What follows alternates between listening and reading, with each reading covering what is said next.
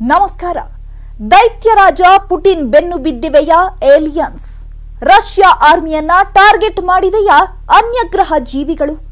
Under water ಯುದ್ಧಕ್ಕೆ alien ಪಂಥಾಹ್ವಾನ ಕೊಟ್ಟವ? ಪಾತಾಳ ಗರಡಿಯಲ್ಲೇ Putin ಸಾಮ್ರಾಜ್ಯದ ಪತನಕ್ಕೆ ನಡೀತಿದ್ಯಾ ಏಲಿಯನ್ಸ್ ಷಡ್ಯಂತ್ರ? ಇದೇ ಈ ಹೊತ್ತಿನ ವಿಶೇಷ ರಷ್ಯಾ ಏಲಿಯನ್ ಯುದ್ಧ. ನಾನು ಚೈತ್ರ ರಾಜ್.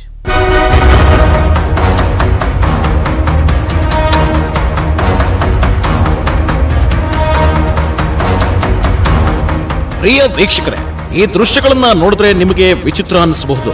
ಇವತ್ತಿನ ಸ್ಟೋರಿ ನೋಡಿದ್ರು ನಿಮಗೆ ವಿಚಿತ್ರ ಅನಿಸಬಹುದು.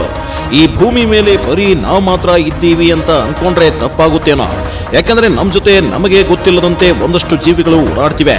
ಆ ಜೀವಿಗಳನ್ನ ಒಂದಷ್ಟು ಸಂಶೋಧಕರು ಏಲಿಯನ್ಗಳು ಅಂತ ಕರೆದಿದ್ದು.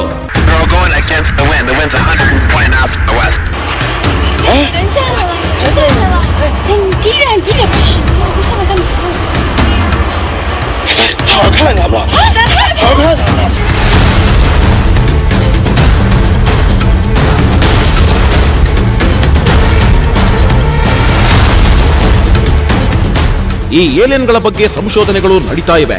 ಇವು ಎಲ್ಲಿದ್ದಾವೆ, ಎಲ್ಲಿಂದ ಬರ್ತಾ ಇವೆ ಅನ್ನೋದರ ಬಗ್ಗೆ ಇನ್ನೂ ಸ್ಪಷ್ಟನೆ ಸಿಕ್ಕಿಲ್ಲ. ಇವುಗಳ ಜನ್ಮ ಜಾಲಾಡಬೇಕು ಅಂತಾನೆ ದೊಡ್ಡ ದೊಡ್ಡ ಟೆಲಿಸ್ಕೋಪ್ಗಳನ್ನ ನಿರ್ಮಿಸಿಕೊಂಡು ಸಂಶೋಧಕರು ಹಗಲು ರಾತ್ರಿ ಎನ್ನದೇ ಏಲಿಯನ್ಗಳನ್ನ ಹುಡುಕ್ತಾ ಇದ್ದಾರೆ. ಆದ್ರೆ ಇದ್ಯಾವ ಟೆಲಿಸ್ಕೋಪ್ಗೂ ಸಿಗದಂತೆ, ಅದ್ಯಾವ ರಡಾರ್ ಸಂಪರ್ಕಕ್ಕೂ ಸಿಗದಂತೆ ಏಲಿಯನ್ಗಳು ಭೂಮಿಗೆ ಬಂದು ಹೋಗ್ತಾ ಇವೆ. ಇದನ್ನ ಪುಷ್ಟಿ ನೀಡುವಂತಹ ಒಂದಷ್ಟು ವಿಡಿಯೋಗಳು ಕೂಡ ಈಗ ಭಯ ಹುಟ್ಟಿಸ್ತಿದೆ.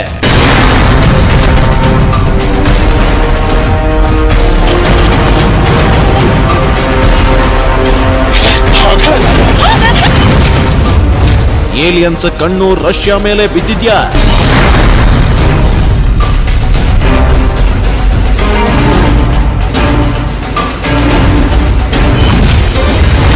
ಅನ್ಯಗ್ರಹ ಜೀವಿಗಳಿಗೆ ರಷ್ಯಾ ಟಾರ್ಗೆಟ್. ಇದು ನೋಡಿ ಅಸಲಿ ಮ್ಯಾಟ್ರು. ಅಂದ್ರೆ ಇಷ್ಟು ದಿನ ಅಲ್ಲಲ್ಲಿ ಕೇಳಿ ಬರ್ತಾ ಇದ್ದ ಸುದ್ದಿ ಏನಂದ್ರೆ ಏಲಿಯನ್ಗಳು ನಿಗೂಢವಾಗಿ ಭೂಮಿಗೆ ಬಂದು ಹೋಗ್ತಿವೆ ಅನ್ನೋದು. ಆದ್ರೆ ಅವು ಯಾಕೆ ಬಂದು ಹೋಗ್ತಿವೆ ಅನ್ನೋದಕ್ಕೆ ಸ್ಪಷ್ಟ ಉತ್ತರವಂತೂ ಸಿಕ್ಕಿಲ್ಲ. ಅದಕ್ಕಾಗಿನೇ ಸಂಶೋಧಕರು ಹುಡುಕ್ತಾ ಇದ್ದಾರೆ. ಹಿಂಗಿರ್ಬೇಕಾದ್ರೇನೆ ಏಲಿಯನ್ಸ್ ಬಗೆಗಿನ ಒಂದಷ್ಟು ಸ್ಫೋಟಕ ರಹಸ್ಯಗಳು ಹೊರಬಿದ್ದಿವೆ. ಈ ರಹಸ್ಯವೇನು ಗೊತ್ತಾ? ಅನ್ಯಗ್ರಹದಿಂದ ಭೂಮಿಗೆ ಬಂದು ಹೋಗ್ತಾ ಇರೋ ಏಲಿಯನ್ಗಳ ಕಣ್ಣು ಬಿದ್ದಿರೋದು ರಷ್ಯಾ ಮೇಲೆ. ಅದರಲ್ಲೂ ಈ ಏಲಿಯನ್ಗಳ ಟಾರ್ಗೆಟ್ ರಷ್ಯಾ ಅಧ್ಯಕ್ಷ ವ್ಲಾಡಿಮಿರ್ ಪುಟಿನ್.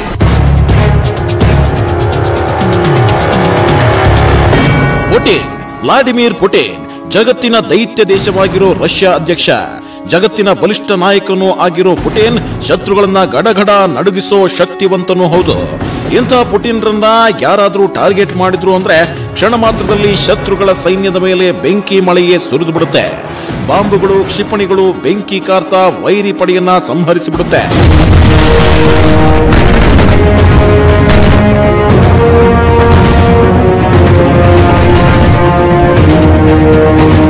ಜಗತ್ತಿನಲ್ಲಿ ಎರಡು ದೇಶಗಳನ್ನ ಕೆಣಕಿದ್ರೆ ಅರ್ಧ ಜಗತ್ತೇ ಆಹುತಿಯಾಗ್ಬಿಡುತ್ತೆ.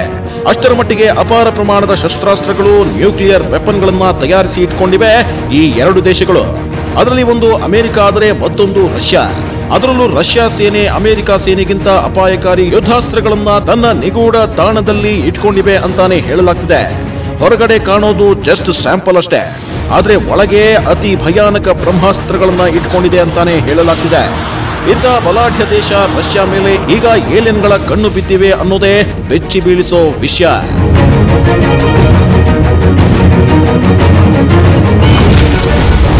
Russia army aliens first target.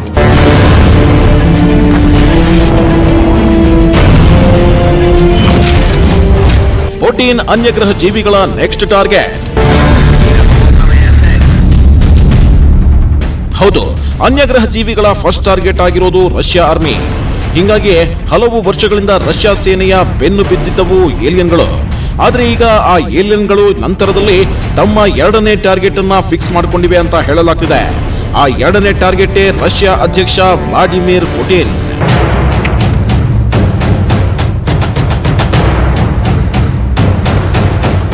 Putin ಬಲಿಷ್ಠ ದೇಶ, ಬಲಿಷ್ಠ ಸೇನೆ, ಬಲಿಷ್ಠ ಸಾಮ್ರಾಜ್ಯದ ಅಧಿಪತಿ. ಹೀಗಾಗಿ ಜಗತ್ತಿನ ಜನರ ಕಣ್ಣು ರಷ್ಯಾ ಅಧ್ಯಕ್ಷ ಪುಟಿನ್ ಮೇಲೆ ಬಿದ್ದಿರುತ್ತೆ. ಅದರಲ್ಲೂ ಶತ್ರುಗಳ ಕಣ್ಣುಗಳು ಪುಟಿನ್ರನ್ನ ತುಂಬಾನೇ ಸೂಕ್ಷ್ಮವಾಗಿ ಅಬ್ಸರ್ವ್ ಮಾಡ್ತಾ ಇರುತ್ತವೆ. ಹಿಂಗಿರುವಾಗಲೇ ಮತ್ತೊಂದು ಸ್ಫೋಟಕ ರಹಸ್ಯ ಹೊರಬಿದ್ದಿತ್ತು. ಅದುವೇ ಪುಟಿನ್ ಮೇಲೆ ಏಲಿಯನ್ಗಳ ಕಣ್ಣು ಬಿದ್ದಿವೆ ಅನ್ನೋದು.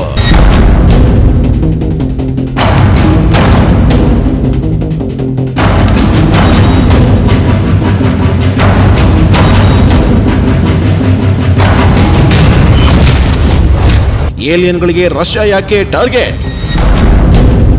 ಇಷ್ಟೆಲ್ಲ ಹೇಳಿದ ಮೇಲೆ ಏಲಿಯನ್ಗಳಿಗೆ ರಷ್ಯಾ ಮೇಲೆ ಮತ್ತು ರಷ್ಯಾ ಅಧ್ಯಕ್ಷನ ಮೇಲೆ ಯಾಕೆ ಕಣ್ಣು ಅನ್ನೋ ಪ್ರಶ್ನೆಗಳು ಹುಟ್ಟಿಕೊಳ್ಳುತ್ತೆ. ಏಲಿಯನ್ಗಳಿಗೂ ರಷ್ಯಾಗೂ ಪುಟಿನ್ಗೂ ಅದೇನು ನಂಟು ಅನ್ನೋ ಪ್ರಶ್ನೆನೂ ಕಾಡೋಕೆ ಶುರು ಮಾಡುತ್ತೆ. ಈ ಪ್ರಶ್ನೆಗೆ ಉತ್ತರ ಹುಡುಕ್ತಾ ಹೋದ್ರೆ ಎದೆ ನಡುಗಿಸುವ ಭಯಾನಕ ರಹಸ್ಯಗಳು ಸ್ಫೋಟಗೊಳ್ಳುತ್ತವೆ. ಆದ್ರೆ ಅದಕ್ಕೂ ಮುನ್ನ ಏಲಿಯನ್ಗಳು ರಷ್ಯಾವನ್ನ ಹೇಗೆಲ್ಲ ಕಾಡಿವೆ, ಯಾವ್ಯಾವಾಗ ರಷ್ಯಾ ಸೇನೆಯ ಮೇಲೆ ಅಟ್ಯಾಕ್ ಮಾಡಿವೆ, ಪುಟಿನ್ ಟಾರ್ಗೆಟ್ ಮಾಡಿದ ಏಲಿಯನ್ಗಳು ಅದೇಗೆ ಕಾಡಿವೆ ಅನ್ನೋದನ್ನ ನೀವು ನೋಡ್ಲೇಬೇಕು.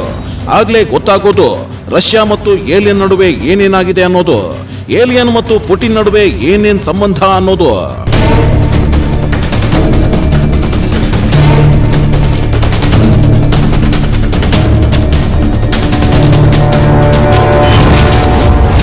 ಪಾತಾಳ ಯುದ್ಧಕ್ಕೆ ಏಲಿಯನ್ ಸಿದ್ಧತೆ, ಸಮುದ್ರ ಸಂಹಾರಕ್ಕೆ ನಡೆದಿದ್ದ ಪ್ಲಾನ್. ರಷ್ಯಾ ಆರ್ಮಿ ಜಗತ್ತಿನ ಬಲಿಷ್ಠ ಆರ್ಮಿ, ಇದನ್ನ ಯಾರೊಬ್ಬರು ಮಣಿಸೋದಕ್ಕೆ ಸಾಧ್ಯವೇ ಇಲ್ಲ. ಆದ್ರೆ ಇಂಥ ಸೇನೆ ವಿರುದ್ಧ ಏಲಿಯನ್ಗಳು ಸಂಹಾರದ ಸಂಚು ರೂಪಿಸಿದ್ವು ಅನ್ನೋದೇ ಎದೆ ನಡುಗಿಸೋ ವಿಷಯ. ಅದರಲ್ಲೂ ಏಲಿಯನ್ಗಳು ಪಾತಾಳ ಯುದ್ಧಕ್ಕೆ ಪ್ಲಾನ್ ಮಾಡಿದ್ವಾ ಅನ್ನೋ ಅನುಮಾನಗಳು ಸಾಕಷ್ಟು ಬಾರಿ ಕೇಳಿ ಬಂದಿದ್ವು. ಇದಕ್ಕೆ ಪುಷ್ಟಿ ನೀಡುವಂತಹ ಅನೇಕ ಸಾಕ್ಷಿಗಳು ರಷ್ಯಾ ನೌಕಾ ಸೇನೆಗೆ ಸಿಕ್ಕಿವೆ. ಅದರಲ್ಲೂ 2009ರಲ್ಲಿ ನಡೆದ ಆ ಒಂದು ಘಟನೆ ರಷ್ಯಾ ನೌಕಾ ಸೇನೆಯನ್ನೇ ಬೆಚ್ಚಿ ಬೀಳಿಸಿತ್ತು.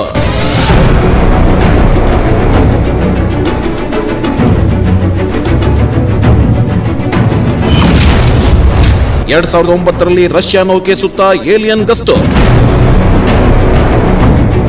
ಎಸ್, ಅನ್ಯಗ್ರಹ ಜೀವಿಗಳು ರಷ್ಯಾನ ಟಾರ್ಗೆಟ್ ಮಾಡಿರೋ ರೀತಿ ಕೇಳಿನೇ ರಷ್ಯಾದ ಸೈನ್ಯ ಬೆಚ್ಚಿ ಬಿದ್ದಿತ್ತು. ಜಗತ್ತನ್ನೇ ನಡುಗಿಸೋ ಬಲಿಷ್ಠ ದೇಶವೇ ಒಂದು ಕ್ಷಣ ದಂಗಾಗಿ ಹೋಗಿತ್ತು. ಅದಕ್ಕೆ ಕಾರಣ 2009ರಲ್ಲಿ ನಡೆದಿದ್ದ ಆ ಒಂದು ಘಟನೆ. ಅಷ್ಟಕ್ಕೂ ಏನದು ಘಟನೆ ಅಂದ್ರ, 2009ರಲ್ಲಿ ಬರ್ಮುಡಾ ಟ್ರಯಾಂಗಲ್ ಸಮೀಪದಲ್ಲಿ ರಷ್ಯಾಗೆ ಸೇರಿದ ಸಬ್ಮೆರಿನ್ ಒಂದು ಹೋಗ್ತಾ ಇತ್ತು.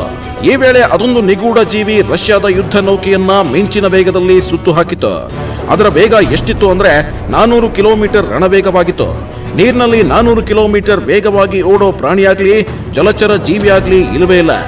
ಮೀನು, ಮೊಸಳೆ, ತಿಮಿಂಗಳ, ಶಾರ್ಕ್ ಹೀಗೆ ಯಾವ ಜಲಚರ ಜೀವಿನೂ 400 ಕಿಲೋಮೀಟರ್ ವೇಗದಲ್ಲಿ ಹೋಗೋದಿಲ್ಲ. ಹೀಗಾಗಿ ಅವತ್ತು ಸಮುದ್ರದಾಳದಲ್ಲಿ ಮಿಂಚಿನ ವೇಗದಲ್ಲಿ ರಷ್ಯಾ ಸಬ್ಮೆರಿನ್ ಸುತ್ತುವರೆದಿದ್ದು ಏನು?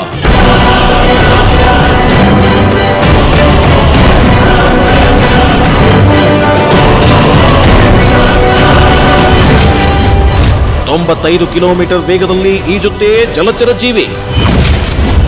185 ಕಿಲೋಮೀಟರ್ ವೇಗದಲ್ಲಿ ಓಡುತ್ತೆ ಸಮುದ್ರ ನೌಕೆಗಳು. 400 ಕಿಲೋಮೀಟರ್ ವೇಗದಲ್ಲಿ ಸುತ್ತುವರೆದಿದ್ದು ಏಲಿಯನ್ನ.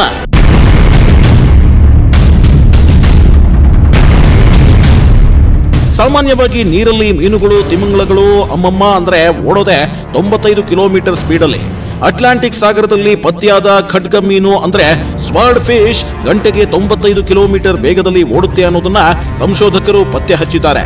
ಆ ಮೀನು ಬಿಟ್ರೆ ಜಗತ್ತಿನ ಯಾವ ಮೂಲೆಯಲ್ಲೂ ಇಷ್ಟೊಂದು ವೇಗವಾಗಿ ಓಡೋ ಮೀನೇ ಇಲ್ಲ. ಹಾಗಾದ್ರೆ ಅವತ್ತು ರಷ್ಯಾ ನಿಗೂಢ ನೌಕೆ ಸುತ್ತ 400 ಕಿಲೋಮೀಟರ್ ವೇಗದಲ್ಲಿ ಓಡಾಡಿದ್ದೇನೋ? 400 ಕಿಲೋಮೀಟರ್ ವೇಗದಲ್ಲಿ ಓಡಾಡಿದ್ದು ಮೀನಲ್ಲ.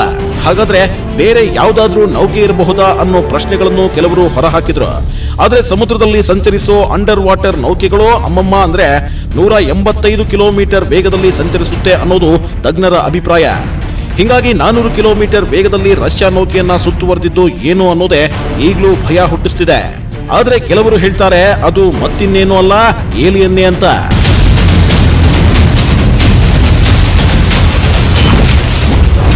ನಾನೂರು ಕಿಲೋಮೀಟರ್ ವೇಗದಲ್ಲಿ ಸಮುದ್ರ ಸಂಚಾರ ಸಾಧ್ಯವಿಲ್ಲ. ಆಕಾಶದಲ್ಲಿ ಮಾತ್ರ 400 ಕಿಲೋಮೀಟರ್ ವೇಗ ಸಾಧ್ಯ. ಇದು ಬುಲೆಟ್ ಟ್ರೈನ್. ಭೂಮಿ ಮೇಲೆ ಅತಿ ವೇಗವಾಗಿ ಹೋಗೋ ಯಾವುದಾದ್ರೂ ವೆಹಿಕಲ್ ಇದೆ ಅಂದ್ರೆ ಅದು ಬುಲೆಟ್ ಟ್ರೈನ್ ಮಾತ್ರನೇ. ಇದು ಬಿಟ್ರೆ 400 ಕಿಲೋಮೀಟರ್ ವೇಗದಲ್ಲಿ ಹೋಗೋಕೆ ಸಾಧ್ಯವಿರೋದು ಆಕಾಶದಲ್ಲಿ. ಇದೇ ಕಾರಣಕ್ಕೆ ಬೆಂಗಳೂರಿಂದ ದೂರದ ದೆಹಲಿಯನ್ನ ಬರೀ 2 ಗಂಟೆಯಲ್ಲಿ ತಲುಪೋಕ್ಕಾಗೋದು. ವಿಮಾನ ಬಿಟ್ರೆ ಅಂತ ರಣವೇಗ ನೀರಿನಲ್ಲಿ ಸಮುದ್ರದಲ್ಲಿ ಸಾಧ್ಯವೇ ಇಲ್ಲ ಅನ್ನೋ ಅಭಿಪ್ರಾಯಗಳು ಹಲವರದ್ದು. ಹಿಂಗಿರುವಾಗ 400 ಕಿಲೋಮೀಟರ್ ವೇಗದಲ್ಲಿ ರಷ್ಯಾ ನೌಕೆಯ ಸುತ್ತ ಮಿಂಚಿನ ವೇಗದಲ್ಲಿ ಹಾದು ಹೋಗಿದ್ದೇನೋ? ಈ ಪ್ರಶ್ನೆಗೆ ಹಲವರು ಹೇಳೋದು ಏಲಿಯನ್ ಅಂತ.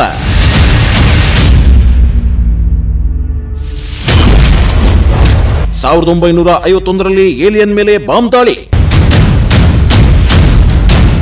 ಎಸ್, ಏಲಿಯನ್ಗಳು ರಷ್ಯಾ ಸೇನೆಯ ಬೆನ್ನು ಬಿದ್ದಿದ್ದು ಈಗಿಂದಲ್ಲ. 1951ರಲ್ಲಿ ನಡೆದ ಆ ಒಂದು ಘಟನೆ ನಿಜಕ್ಕೂ ಗುಂಡಿಗೆಯನ್ನ ನಡುಗಿಸಿಬಿಡುತ್ತೆ. ಅವತ್ತೊಂದಿನ ರಷ್ಯಾದ ನಿಗೂಢ ನೌಕೆ ಸಮುದ್ರದಲ್ಲಿ ಸಂಚರಿಸಿತ್ತು. ಆಗ ಇದ್ದಕ್ಕಿದ್ದಂತೆ ಆ ನೌಕೆ ಬಳಿ ವಿಚಿತ್ರ ಜೀವಿಯ ಓಡಾಟ ಕಣ್ಣಿಗೆ ಬಿದ್ದಿತ್ತು. ಏನದು, ಯಾಕೆ ನಮ್ಮ ಕಡೆ ಬರ್ತಿದೆ ಅಂತ ಬೆಚ್ಚಿ ಬಿದ್ದ ಕ್ಯಾಪ್ಟನ್ ಅದರ ಮೇಲೆ ಬಾಂಬ್ ದಾಳಿಯನ್ನು ಮಾಡಿದ್ದ. ಆದ್ರೆ ಆ ಬಾಂಬ್ಗಳು ಆ ಜೀವಿಯನ್ನ ಏನೂ ಮಾಡಲೇ ಇಲ್ಲ. ಅದೆಷ್ಟು ಬಾರಿ ಬಾಂಬ್ ಹಾರಿಸಿದ್ರೂ ಆ ಜೀವಿಗೆ ಏನೂ ಆಗಲಿಲ್ಲ. ಕೊನೆಗೆ ಆ ನಿಗೂಢ ಜೀವಿ ನೌಕೆಯ ಸಮೀಪಕ್ಕೆ ಬಂದು ಹಾಗೆಯೇ ಮುಂದಕ್ಕೆ ಹೋಗಿತ್ತು ಅಂತ ರಷ್ಯಾದ ಕ್ಯಾಪ್ಟನ್ ಒಬ್ರು ಹೇಳ್ಕೊಂಡಿದ್ರು.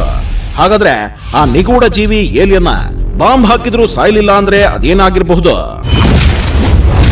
1978ರಲ್ಲಿ ಮೆಡಿಟರೇನಿಯನ್ ಸಮುದ್ರದಲ್ಲೂ ಬೆನ್ನತ್ತಿತ್ತು. ಬರೀ 1-2 ಸಲ ಇಂಥ ಘಟನೆಗಳು ನಡೆದಿದ್ರೆ ರಷ್ಯಾ ಇಷ್ಟೊಂದು ತಲೆ ಕೆಡಿಸ್ಕೊಳ್ತಿರ್ಲಿಲ್ಲ. ಆದ್ರೆ ಪದೇ ಪದೇ ಇಂಥ ಘಟನೆಗಳು ಮರುಕಳಿಸ್ತಾನೆ ಇದ್ವು. 1951ರಲ್ಲಿ ಆದ ಘಟನೆ ತರಾನೇ 1978ರಲ್ಲೂ ರಷ್ಯಾ ನೌಕಾ ಸೇನೆಗೆ ನಿಗೂಢ ಜೀವಿ ಎದುರಾಗಿತ್ತು.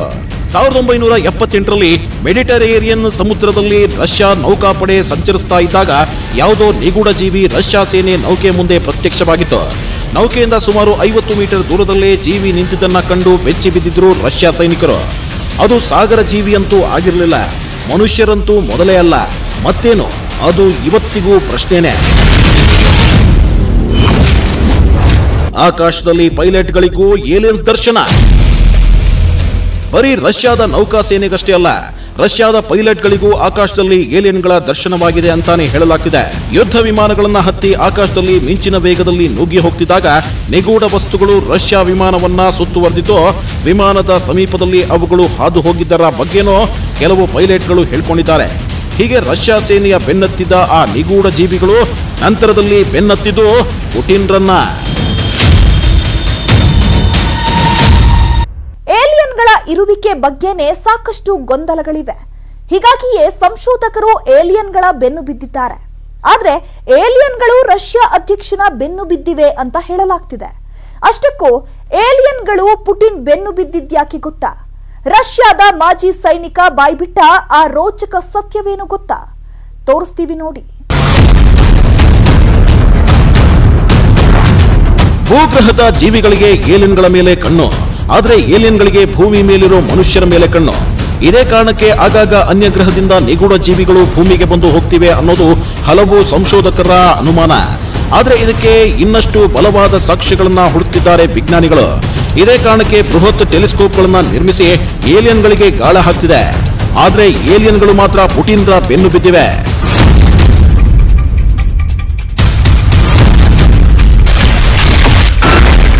ರಡಾರ್ ಸಂಪರ್ಕಕ್ಕೂ ಸಿಗಲ್ವಾ ಏಲಿಯನ್? ಏಲಿಯನ್ಗಳು ರಷ್ಯಾ ಸೇನೆಯನ್ನ ಆಗಾಗ್ಗೆ ಕಾಡಿದ್ವು ಅನ್ನೋದು ಹಲವರನ್ನ ಚಕಿತಗೊಳಿಸಿದ್ವು. ಇದರ ಬೆನ್ನಲ್ಲೇ ಪುಟಿನ್ ಮೇಲೂ ಏಲಿಯನ್ಗಳು ಕಣ್ಣಿಟ್ಟಿವೆ ಅನ್ನೋ ಸುದ್ದಿ ನಿಜಕ್ಕೂ ಬೆಚ್ಚಿ ಬೀಳಿಸಿದ್ವು. ಪುಟಿನ್ ಸುತ್ತ 7 ಸುತ್ತಿನ ಕೋಟೆ, ರಡಾರ್ ರಕ್ಷಣೆ ಎಲ್ಲ ಇದ್ರೂ ಏಲಿಯನ್ಗಳ ಸಣ್ಣದೊಂದು ಸುಳಿವು ಕೂಡ ಸಿಗಲೇ ಇಲ್ಲ. ರಡಾರ್ ಸಂಪರ್ಕಕ್ಕೂ ಸಿಗದೆ ಏಲಿಯನ್ಗಳು ಓಡಾಡ್ತಿವ್ಯಾ? ಈ ಪ್ರಶ್ನೆಗೆ ಉತ್ತರ ಕೊಟ್ಟಿದ್ದು ರಷ್ಯಾದ ಮಾಜಿ ಸೈನಿಕ ಫಿಲಿಪ್ ಮ್ಯಾಂಟರ್.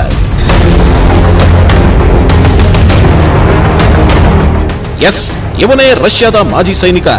ಏಲಿಯನ್ಗಳು ರಷ್ಯಾ ಸೇನೆಯ ಬೆನ್ನು ಬಿದ್ದಿವೆ ಅನ್ನೋದನ್ನ ಒತ್ತಿ ಹೇಳಿರೋ ವ್ಯಕ್ತಿ ಇವನೇ. ಫಿಲಿಪ್ ಒಂದ್ ಕಾಲದಲ್ಲಿ ರಷ್ಯಾದ ನಿಗೂಢ ನೌಕಾ ಸೇನೆಯಲ್ಲಿ ಕೆಲಸ ಮಾಡ್ತಿದ್ದ. ಗುಪ್ತಚರ ಮಾಹಿತಿಯನ್ನ ಸಂಗ್ರಹಿಸುತ್ತಿದ್ದ ಈತ ಹಲವು ಬಾರಿ ನಿಗೂಢ ಜೀವಿಗಳು ನಮ್ಮ ಕಣ್ಣಿಗೆ ಕಾಣಿಸಿಕೊಂಡಿವೆ ಅಂತ ತನ್ನ ಪುಸ್ತಕದಲ್ಲಿ ಹೇಳ್ಕೊಂಡಿದ್ದಾನೆ. ಇಷ್ಟೇ ಅಲ್ಲ, ನಿಗೂಢ ಜೀವಿಗಳ ಸಂಶೋಧನೆಗಾಗಿ ರಷ್ಯಾ ಕೂಡ ಏಲಿಯನ್ಗಳ ಬೆನ್ನು ಬಿದ್ದಿದ್ವು ಅಂತಾನೂ ತನ್ನ ಪುಸ್ತಕದಲ್ಲಿ ಉಲ್ಲೇಖಿಸಿದ್ದಾನೆ. ಇಷ್ಟೇ ಅಲ್ಲ, ಒಂದಷ್ಟು ಗುಪ್ತ ದಾಖಲೆಗಳನ್ನ ನೀಡಿದ್ದಾನೆ. ಅದು ರಷ್ಯಾ ಏಲಿಯನ್ಗಳ ಬೆನ್ನತ್ತಿದರ ಬಗೆಗಿನ ರಹಸ್ಯಗಳಾಗಿವೆ. ಎಸ್, ಇವು ಏಲಿಯನ್ಗಳ ಬಗ್ಗೆ ರಷ್ಯಾ ಗುಪ್ತವಾಗಿ ಸಂಗ್ರಹಿಸಿದ ಮಾಹಿತಿಯಾಗಿದೆ. ಏಲಿಯನ್ಗಳು ರಷ್ಯಾ ಬೆನ್ನು ಬಿದ್ದಿದ್ದು ಮತ್ತು ರಷ್ಯಾ ಕೂಡ ಏಲಿಯನ್ಗಳ ಬೆನ್ನತ್ತಿದ್ದು ಎಲ್ಲವೂ ನಿಗೂಢವಾಗಿ ದಾಖಲಿಸಲಾಗಿತ್ತು. ಆದರೆ ಆ ದಾಖಲೆಗಳನ್ನ ಯಾರೊಬ್ಬರು ಹೊರಗೆ ಹಾಕಿರಲಿಲ್ಲ. ಆದರೆ ರಷ್ಯಾದ ಮಾಜಿ ಸೈನಿಕನಾಗಿರೋ ಫಿಲಿಪ್ ರಷ್ಯಾ ಮತ್ತು ಏಲಿಯನ್ಗಳ ನಡುವೆ ಪಾತಾಳ ಯುದ್ಧದ ರೋಚಕ ಕಥೆಯನ್ನ ಬಿಚ್ಚಿಟ್ಟಿದ್ದಾರೆ.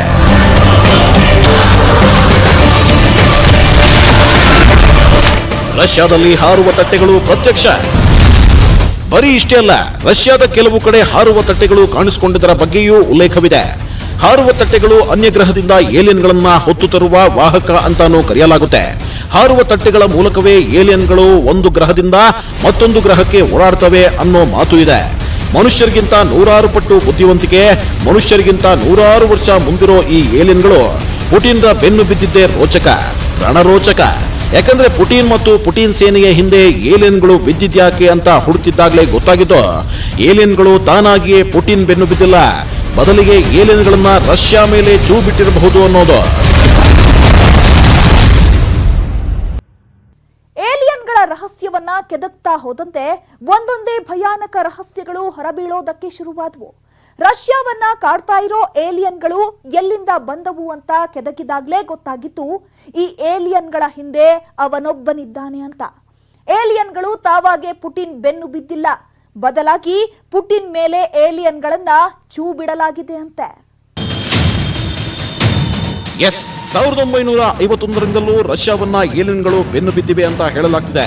ಆದ್ರೆ ಅವತ್ತಿನಿಂದ ಇವತ್ತಿನವರೆಗೂ ರಷ್ಯಾವನ್ನ ಯಾಕೆ ಏಲಿಯನ್ಗಳು ಟಾರ್ಗೆಟ್ ಮಾಡ್ತಿವೆ ಅನ್ನೋದು ಹೊರ ಜಗತ್ತಿನ ಪಾಲಿಗೆ ನಿಗೂಢವಾಗಿಯೇ ಉಳಿದಿತ್ತು.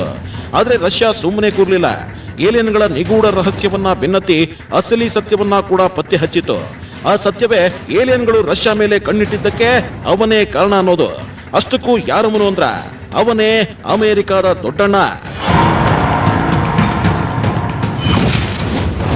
ಎರಡನೇ ಮಹಾಯುದ್ಧದ ನಂತರ ಶೀತಲ ಸಮರ, ರಷ್ಯಾ ಅಮೆರಿಕ ನಡುವೆ ಮುಸುಕಿನ ಗುದ್ದಾಟ.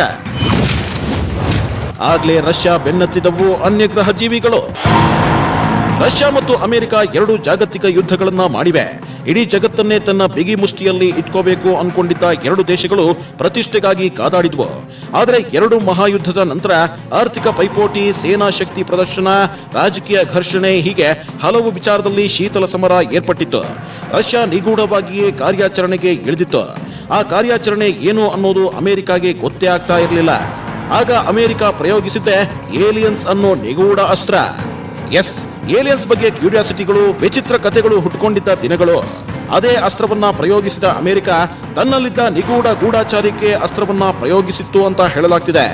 ಏಲಿಯನ್ಗಳ ಹೆಸರಲ್ಲಿ ಸಮುದ್ರದ ಆಳದಲ್ಲಿ ರಷ್ಯಾ ಯಾವೆಲ್ಲ ಕಾರ್ಯಾಚರಣೆ ಮಾಡ್ತಿದೆ, ಪಾತಾಳದಲ್ಲಿ ಯಾವೆಲ್ಲ ಯುದ್ಧಾಸ್ತ್ರಗಳನ್ನ ಹುದುಗಿಸಿಟ್ಟಿದೆ, ರಷ್ಯಾ ನೌಕಾ ಸೇನೆ ಅದೆಷ್ಟು ಪವರ್ಫುಲ್ ಆಗಿವೆ ಅಂತ ಪತ್ತೆ ಹಚ್ಚೋಕೆ ಅಮೆರಿಕ ಏಲಿಯನ್ ಮಾದರಿಯ ನಿಗೂಢ ವಾಹಕಗಳನ್ನ ಬಳಸಿತ್ತು ಅನ್ನೋ ಅನುಮಾನವಿದೆ.